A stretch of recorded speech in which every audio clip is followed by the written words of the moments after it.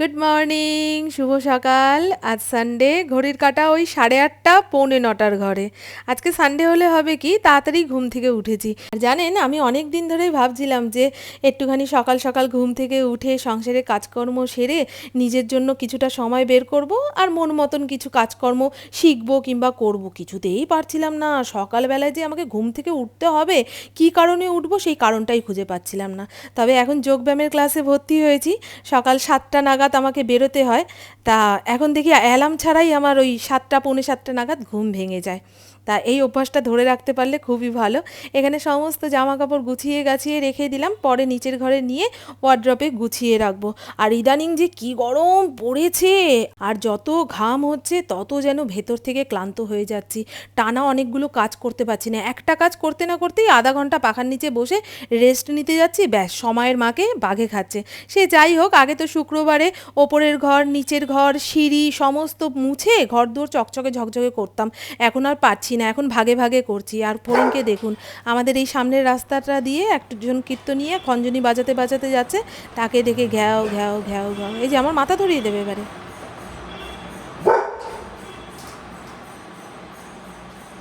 আর দেখুন না, আমি কায়দা করে ছাদ থেকে ওই মাটির টবটা এনে এখানে রেখেছি, যে সবুজ গাছপালা দেখলে সকালবেলায় মন ভালো হয়ে যাবে। কিসের কি, ইন্দ্র তো ছুঁড়ে ছুঁড়ে ওই টবে জল দেয়, সমস্ত কাদা মাটি মার্বেলের ওপরে পড়ে বিভৎস দেখতে লাগে।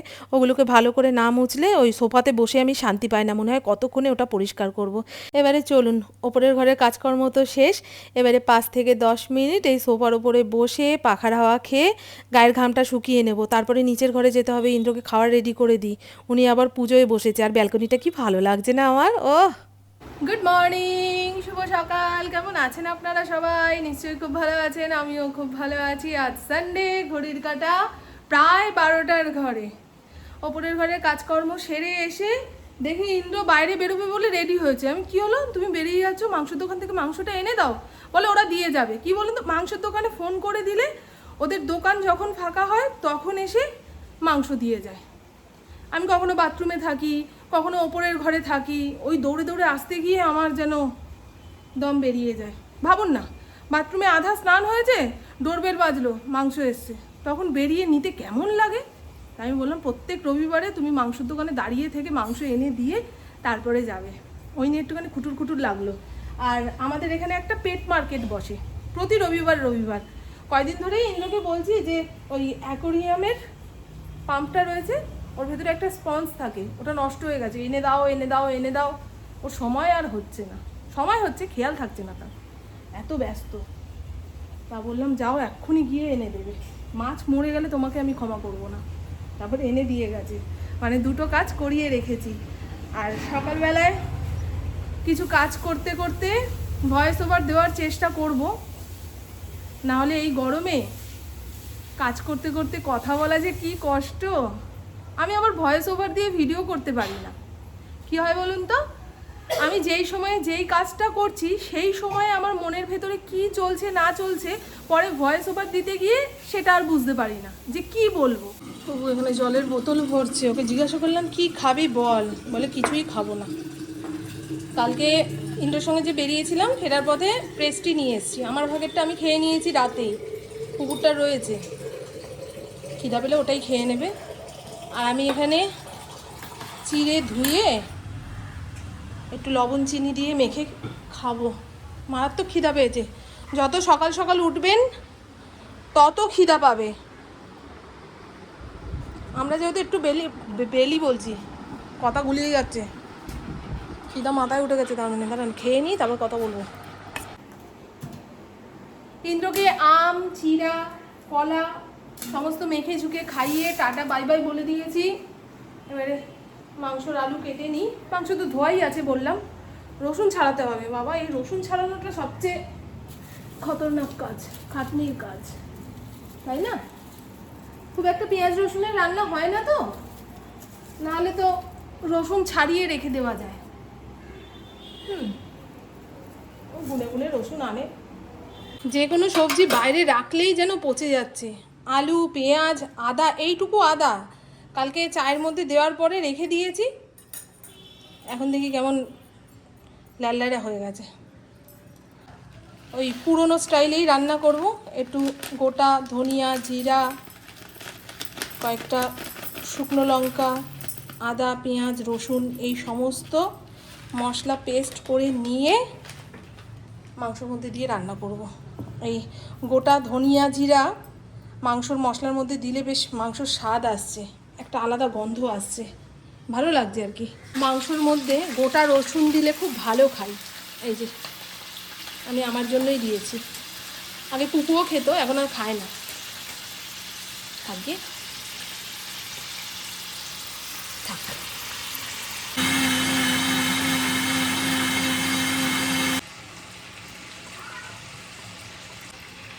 লবণ দিইনি না? লবণ দিই, লবণটাই তো আসল, এটা ভুলে গেলেই মুশকিল। লবণ একটা এমন মশলা যেটা বেশি পড়লে খাওয়া যাবে না, আবার কম দিলে স্বাদ হবে না, তাই না? কিন্তু লবণ লাগবে। যাদের শরীরের জন্য লবণ খাওয়া বারণ ভাতের পাতে, তারা যে কীভাবে ভাত খায় আমি খালি ভাবি। এই আমার মায়েরই তো হাই প্রেশার আছে, নতুন করে ধরা পড়েছে আবার এই রোগটা। মাকে লবণ খেতে না করেছে, কাঁচা লবণ। মা বলে আমি তরকারিতে একটু লবণ বেশি দিয়ে দিই, ব্যাস। পার্সেল এসছে, দাঁড়া নিচ্ছি, চলো। পার্সেল এসছে, চেঁচিয়ে বাড়ি মাথায় তুললো। মিশো অ্যাপ থেকে এই লুফা অর্ডার দিয়েছিলাম, এই একটা সিলিকন লুফা, গায়ে সাবান দেওয়ার, পিঠে সাবান দেওয়ার জন্য। ব্যবহার করে বলবো জিনিসটা কেমন। আর এই ধরনের লুফা আগে ব্যবহার করেছি, খুব ভালো পিঠে সাবান দিতে। 3খানার সেট এসছে, এগুলো আমার আছে। এগুলো দিয়ে আমি সাবান ডলতে পারি না, দলা তো হাতের মধ্যে ঘুরিয়ে ঘুরিয়ে চলে আসে। চল না না, সবে 1:30 বাজে, দাঁড়াও। বাবু একদম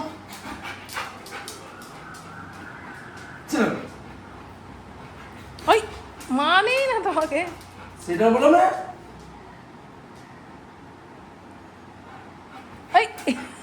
এটা বলেছি, দিচ্ছি, খেতে দিচ্ছি। আমার গোল্ড মেডেল আছে। গোল্ড মেডেল আছে? এখন মেডেল আনতে হবে? দিন ইন্দ্রজি মাঝখানে ওই, হ্যাঁ হয়ে গেছে, কেন ছেড়ে দাও? খেতে পারবো না, রাস্তা খেয়ে নেবে। এখনই বেরিয়ে যাচ্ছ মেডেল আনতে? ইন্দ্র পরশুদিন ওই পিস্তল শুটিং ম্যাচ খেলতে গেছিল, সেখানে ওর মেডেল বেঁধেছে, এখন সেটা আনতে যাবে। আমার রান্না হয়ে গেছে। ঘরে এসে একটা হুটোপাটি না দেখালে আর কি করে বুঝবো যে আমার প্রভু এত খাটে, অত খাটে। এই দেখুন, এখানে চিকেন কষানো হয়ে গেছে, ঘি গরম মশলাও দিয়ে দিয়েছি। বললাম না, প্রভু বলেছে একটু কষা মাংস দিয়ে ভাত খাবে, সেই জন্য আলুটাও দিয়ে দিয়েছি। থাকি আর জল দেবো না, বুঝেছ? এই দিয়েই খেয়ে বেরিয়ে যাক। এই গরমের মধ্যে বাইরে বসে খেতে পারবে না। এ না, কোথায় যাবো বলো? এই বাবা, একটু টেবিলটা বাবাকে রেডি করে দে। গরম গরম গরম গরম। 50 বছরের ঊর্ধ্বে যে সমস্ত শুটাররা রয়েছে তারা মাস্টার গ্রুপে খেলে, আর সেই গ্রুপে তো কম্পিটিটর কম। কতজন মানুষ 50-এর ঊর্ধ্বে গিয়ে ওই পিস্তল শুটিং করে গো? দাঁড়াবেই না, এই যে পিস্তলটা ধরে যে দাঁড়াবে, দাঁড় করাতেই পারবে না, কবজির জোর লাগে। তো কালকে রাতে এসে বলছে আমি জিমে ভর্তি হব, একটুখানি কবজির জোর না বাড়াতে পারলে আমার স্কোর ভালো হচ্ছে না। যাবে, যাও গো যাও। একবার ফোন করে যদি না পায় মানুষ, 2 মিনিট পরে ফোন করে, না নাগারে ফোন করবে। ওকে যে ফোন করবে না, নাগারে ফোন করবে। এ হচ্ছে চরম ব্যস্ত, ওকে যারা খোঁজে তারা হচ্ছে চরমতর ব্যস্ত। কি হবে? সাদা জামায় দাগ লেগেছে, মাংসের ঝোল পড়ে গেছে। ইন্দ্রর গরম লাগবে সেই ভেবে ঘরে খেতে দিয়েছিলাম। পুরো ঘরে মাংসর ঝোল, ভাত ছড়িয়ে ছিটিয়ে একাসার করলো।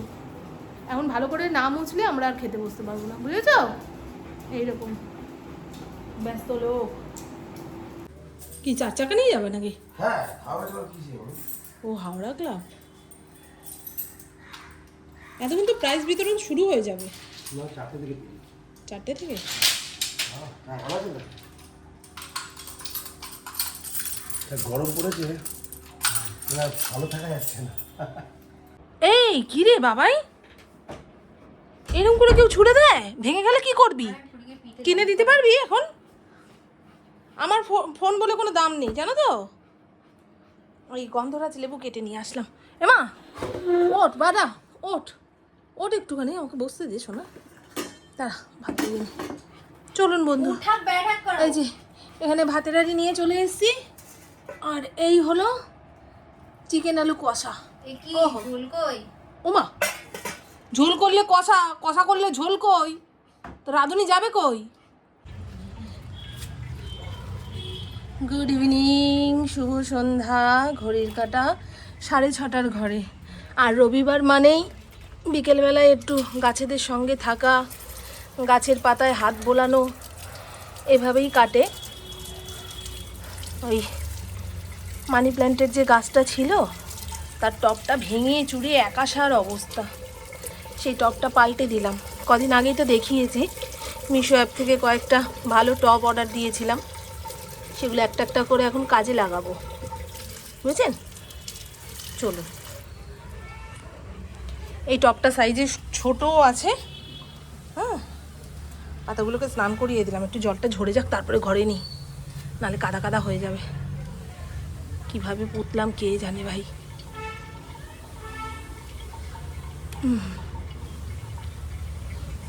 মানি প্ল্যান্টে বেশি যত্ন লাগে না। এখানে ওই গোল্ডেন মানি প্ল্যান্ট আর জিজি প্ল্যান্ট খুঁজে বেড়াচ্ছি। মোমো এখন সেদ্ধ করবি? কর। ফ্রাই করবি? কর।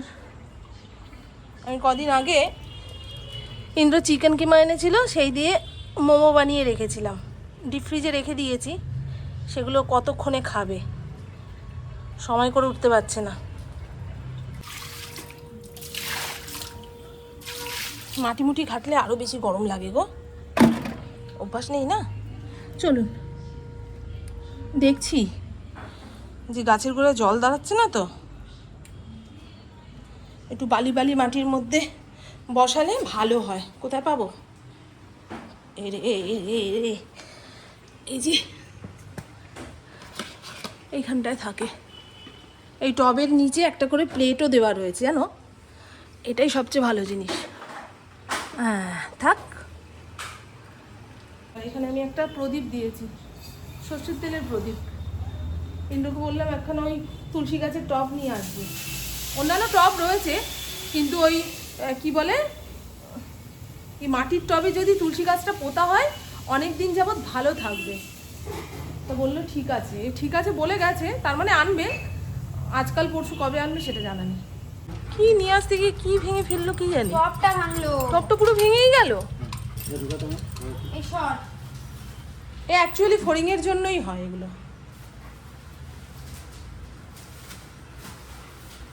একসঙ্গে এত কিছু, এ বাবা, কেন বলো তো? ছোট এনেছো বলে ভেঙে গেল।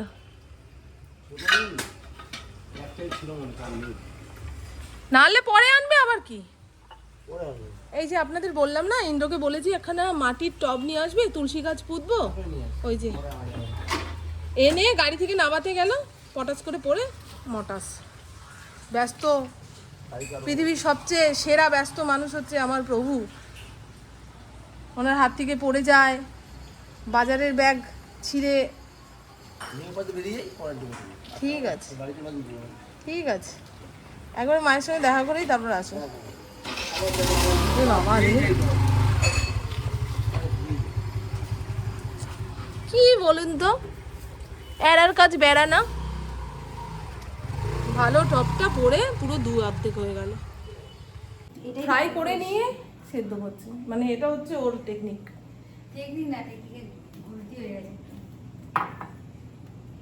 একখানা ইলেকট্রিক কেটলি অর্ডার দিয়েছি, ওই multi cooker, electric multi cooker order দিয়েছি, বুধবারের মধ্যে চলে আসবে। আমার অনেক দিনের ইচ্ছা ছিল ওইরকম একটা কুকার এই রান্নাঘরের কোণে রাখবো। পুপু যখন তখন ম্যাগি বানিয়ে খেতে পারবে, আবার ডিম সেদ্ধ দেওয়ার হলে ডিম সেদ্ধ দিতে পারবো। আর আমার এই ইলেকট্রিক কেটলিটা প্রায় নষ্ট হয়ে গেছে, অনেক বছরের। এটা মাঝে মধ্যে নিজে নিজে বন্ধ হতে চায় না। হয়ে যাবে? হ্যাঁ হবে, নিজে নিজে বন্ধ হতে চায় না, বুঝেছেন? এই জলের ভাপ উঠে চতুর্দিক জল জল হয়ে যায়। তা আর ইলেকট্রিক কেটলি কিনবো না, একখানা আছে, কোথার থেকে জামা কাপড় কিনেছিল সেখান থেকে ফ্রি পেয়েছিল, সেটা আছে। কিন্তু ইলেকট্রিক মাল্টি কুকার ওটার ইচ্ছা ছিল অনেক দিনের, অর্ডার দিয়েছি। কোথায় গেল গ্রিন টি? কোথায় গেল গ্রিন টি? লেমন হানি গ্রিন টি। এটা খাওয়ার 5-10 মিনিটের মধ্যে এই ভেতরে যে তেল মশলার অস্থির অস্থির ভাবটা হচ্ছে, কাণ্ডটা হচ্ছে, সেটা সেরে যাবে। ইন্দ্র আবার গেছে জানেন দশকর্মা ভান্ডার থেকে ওই টব আনতে, শরীরে কত তেল।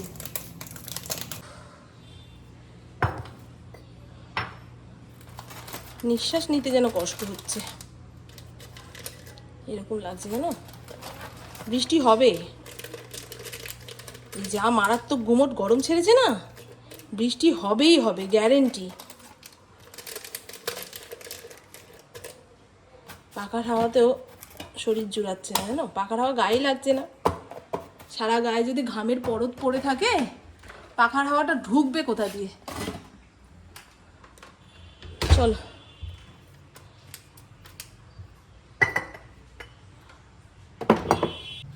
রান্না করে না ভুললে এরকম দুজন আমার কিরকম একটা লাগে। এই তো আমি বেরিয়ে যাচ্ছি বাবা, এরকম আমার লাগে। এই তো। নিচ থেকে গ্যাসের চাবি অফ করে দিয়ে আসবি, ভরা সিলিন্ডার। এই দেখুন বন্ধু, এই যে একদম ঠিকঠাক এনেছো গো।